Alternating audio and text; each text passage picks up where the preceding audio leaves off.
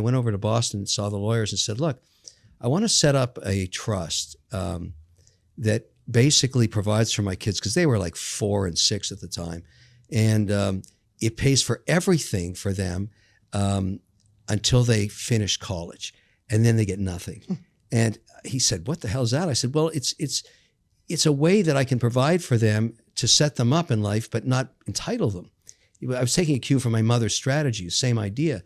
And I went home that day and I told my wife I was going to do this. And I sat down with my 2 kids and I said, here's how this trust works. And everything's good until, even if I get run over by a truck, you're good till you finish college. And they went, yeah, that's great, Dad. You know, didn't give a shit about it. They were 4 and 6.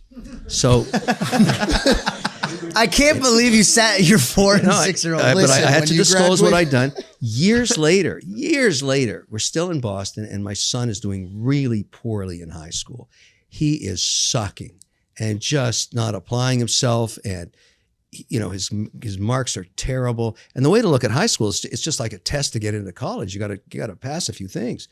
And so one day he says to me, I'll never forget this conversation.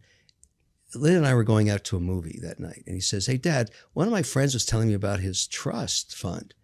And what does my trust fund look like? And I said, well, I don't know about your friend's fund, but here's how yours works. If Mom and I get run over by a truck, you're good until you finish high school, because it doesn't look like you're going to college. He said, well, what do you mean? I said, well, the trust only pays till you finish college. Then it's done. He says, what do you mean it's done? I said, it means no more checks.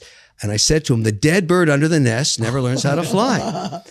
And he said, what the fuck does that mean? And I said, what it means is you should start thinking about taking advantage of this now, because you're not, and you're not, I don't know what's going to happen to you. You're not even going to finish high school here.